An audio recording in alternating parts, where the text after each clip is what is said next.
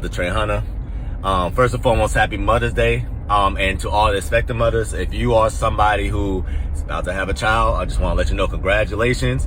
You're finally off the streets. And just know that if you are trying to live a healthy life, you came to the right page, okay? Because I want you to make sure that you are living the best quality of life for you and your child, because they're only gonna do what you teach them to do, okay? Now, with that being said, I just literally left Mother's Day breakfast and all, and I'm just seeing how us as African Americans, the stuff that we like to eat, and you know, how we enjoy ourselves. And it's like, man, I can low-key see why we have weight problems, you know what I'm saying? So you're gonna see, and probably in the video right before this, you're gonna see me just showing like the stuff that we like to eat for Mother's Day and stuff, you know, to enjoy ourselves as Black people. And I just came to the realization that it's really, people don't know how carbs operate in the human body, which is why people are afraid of carbs, right? So a lot of people demonize carbs and they're saying, oh, well, you can't have carbs because I'm just gonna magically get fat, right? It's not the carbs itself. It's, once again, people don't understand it, okay? So what I'm gonna do in this video, hopefully I can do it in less than like a minute, 30 seconds. I'm gonna show you, or give you an analogy that's gonna make you, or help you understand carbs for the rest of your life, okay? Now, when your human body is feasting, right? Or is breaking down food, your stomach, it is looking for, once you put food in your mouth, two things: essential amino acids, protein, right? And it's also looking for omega-3s, which is what? Fat, right? Notice how I didn't say it's looking for carbohydrates. Why your body's not looking for carbohydrates within itself? It's simply because the human body can create its own glucose, okay? So what your body does is gonna break down that protein that you just consumed. It's gonna break down that fat that you just consumed, and it's gonna turn into its own glucose, okay? Your brain, which takes up about majority of the energy that your body needs, can only run off glucose, okay? So if it can only run off glucose, your body is smart enough to basically create a situation where it always got glucose, all right? And if you don't got glucose, it's gonna create ketones from fat, body fat, right? That's what I basically train your bodies when you're on my program to kind of do.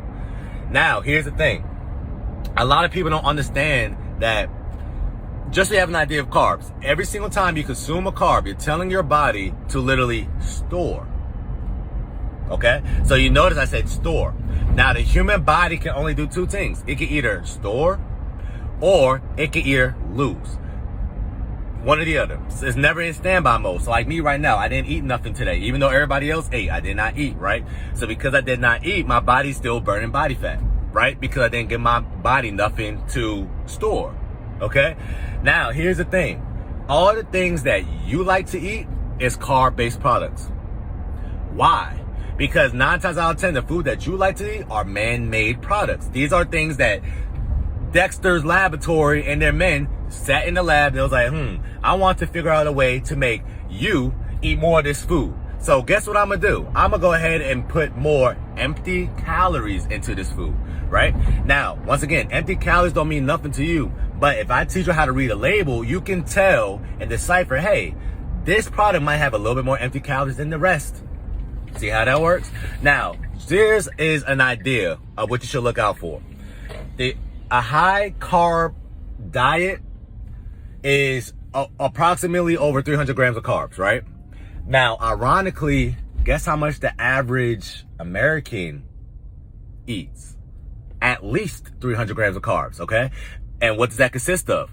What you're drinking, okay? A lot of Americans drink about 150 grams of carbs based off their drink consumption, simply because if you drink about 3 to 4 glasses of mimosas or whatever your juice is, that's about 120 grams of carbs right there.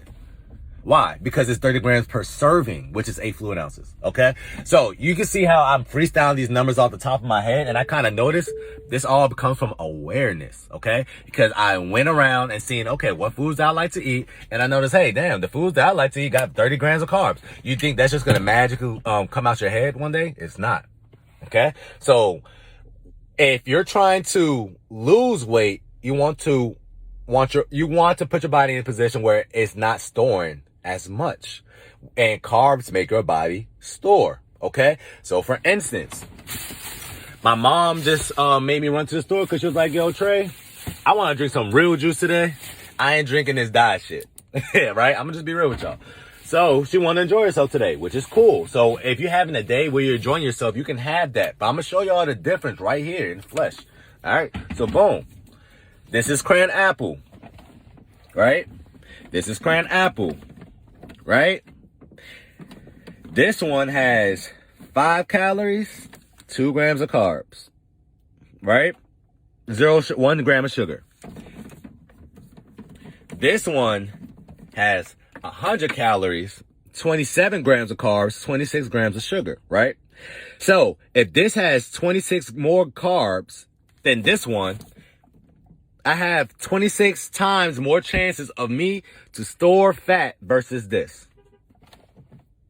Which is why I tell my clients, hey, you like juice, drink whatever juice you like. Just get the low calorie version or the sugar-free version. Why? Because if it's sugar-free, they can't put all the extra BS ingredients in it that you like, right? But it's the reason why that scale's not dropping. Okay? So, once again, on my program, I basically say you can have anything that you want as long as it has less than 5 grams of carbs or sugar per serving. Okay? Why? As you can see, I just showed you something that everybody drinks where they got a version where it has less than 5 grams of carbs or sugar. I can show you chocolate syrup that got less than 5 grams of carbs or sugar per serving, okay? So, here's an analogy that's going to help you remember how carbs operate in your body for the rest of your life. Think of carbs as like a knob, like an amplifier, right? So, for instance, if I start playing some music and I turn this up, the knob's going to go up, right? So, the more it goes up, the more the motherfucking noise is gonna come up. You know what I'm saying? Let's be real.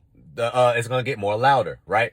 Now, the more carbs a human consumes, the more chances the scale for them is gonna go up. Because you're telling your body, literally, I want you to store what I'm giving you, right? And if you're giving your body a fluid, which is a carb-based fluid, and carbs basically retain water too, the scale's gonna go up the more carbs you eat or drink, in this sense. Okay? So, if you want a number to basically dictate how much carbs you should have a day if you want the scale to drop, once again, the less, the better. Simple. So, if you had 50 grams of carbs one day, you're not paying attention, and you notice, oh, for some odd reason, the days I had 50 grams of carbs were the days that the scale dropped more than the days I had 100 grams of carbs. And the days I had 100 grams of carbs, the scale dropped more than the days I had 150 grams of carbs. Because that's what I signal to my body. Okay? So you don't have to go for a certain number. Cause a lot of women say, hey, Trey, well, what number of carbs should I have? It doesn't matter. Just get the better quality carbs. Because I can show you somebody who's eating 50 grams or 50 bags of spinach, right? Which is something that came from the earth, right? And they're going to lose more weight, even though they ate more carbs than you, than somebody who ate 3 bags of Chole gummy worms. Okay? So, once again, context is everything, and there's such thing as a gray area between the black and white. All right, so you think of carbs as an amplifier. The more carbs you have, the louder you turn up that speaker, the louder the music will be, the more chances you will gain weight. Okay, the less carbs you have, right? The less man-made products you have, the more you can expect the scale to drop, because you're literally telling your body, hey, I'm not giving you any carbs. I need you to start using your adipose tissue, which is body fat. See how that works? So once again, if you want to ever gain weight, ladies, you want carbs and protein, not fat. If you want to lose weight or lose fat, you want protein, fat, lower carbs. Make sense? If you want to get fat, add carbs and fat. But you see how everything, if you want to gain or store, I say carbs. You want to gain weight, carbs and what? You want to gain fat, carbs and what? See, if you want to lose fat, no carbs or less carbs and stuff. Why? Because now you're making your body use its own energy, okay? So, key points. Once again, your body does not need outside carbohydrates. That is cap. Your body can make its own glucose. Google it, okay? 2, focus on more protein. You should have more protein on your plate than anything else if you're trying to gain weight or you're trying to lose weight. It's that simple. The very last thing, 3, you need fat to regulate your hormones, so don't not be afraid of fat. Just be afraid of mixing carbs and fat. Cool? Happy Mother's Day. Talk to y'all soon.